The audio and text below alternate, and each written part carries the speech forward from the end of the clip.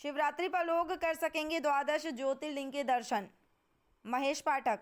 आपको बता दें कि यमुना पल्ली पार धर्मनगर पर आज एक प्रेस वार्ता का आयोजन किया गया। इस प्रेस वार्ता के माध्यम से श्री माथुर चतुर्वेद परिषद के मुख्य संरक्षक एवं अखिल भारतीय तीर्थ पुरोहित महासभा के मुख्य संरक्षक दर्शन करने में गया। मुझे वहाँ प्रेरणा मिली कि द्वादश ज्योतिर्लिंग को मथुरा लाया जाए। उन्हें सभ्य करके मथुरा लाया गया और ATV नगर में 23 और 24 जनवरी को ये प्राण प्रतिष्ठा हुई। और उसके बाद आम जनमानस जो द्वादश ज्योतिर्लिंग के दर्शन करने नहीं जा पाते हैं, उनका ध्यान रखते हुए भोले बाबा की कृपा से द्वादश ज्योतिर्लिंग की स्थापना यमुना पल्लीधार धर्मनगर पर की गई। आज उसे स्थापना के बाद लोग इस महाशिवरात्रि के पर्व पर जाकर द्वादश ज्योतिर्लिंग के दर्शन कर सकते हैं। ये बात प्रेस वार्ता के माध्यम से महेश पाठक जी ने की। प्रेस वार्ता में बताई गई।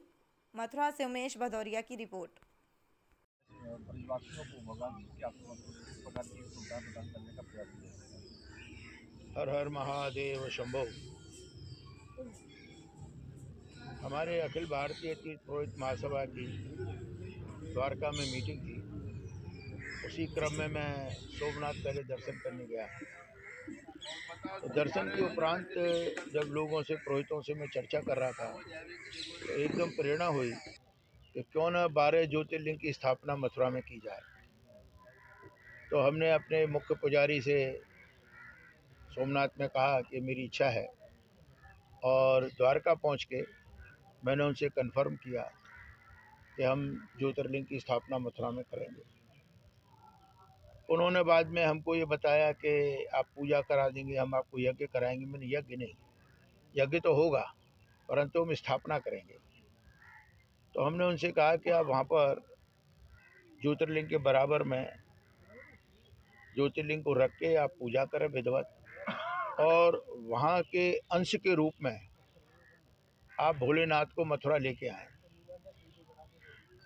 थोड़ी दिक्कत हुई, पर उन्होंने हमारी बात को माना और उन्होंने पूजा करते में हमको सबने वीडियो भेजा कि पूजा चालू है, और 12 ज्योतिर्लिंग के अंशों को लेकर के वहाँ से 12 हमारे मुख्य पुजारी और उनके साथ में एक एक आदमी लेके मथुरा पधारे।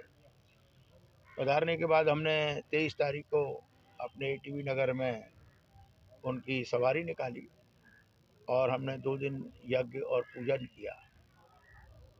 तो हमारी लड़की ने हमको एक आइडिया दिया कि आप अपने घर में मत रखो, तो पब्लिक भी आएगी, दर्शन कैसे करेगी।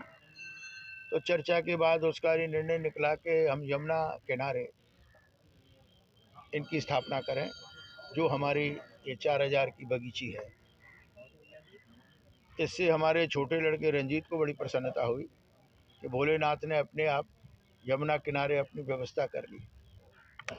तो 23-24 को हमने पूजा करके 25 दिन बीच में छोड़ा, और 26 को भी शिवरात्रि पड़ती है जनवरी में। तो यहाँ हमने 4000 वाली बगीची पे, तब तक ये मंदिर थोड़ा जीर्ण धूर्ण परिस्थिति में था, तो इसको अच्छा करवाया और 26 को हमने इनको यहाँ विराजमान कर दिया। आपके माध्यम से क्या चाहते हैं कि आज आदमी कोई दूसरे अभाव से, तबीयत से, पैसे के अभाव से 12 ज्योतिर्लिंग नहीं जा पाता, तो वो यहाँ आकर के आराम से दर्शन कर सकता है।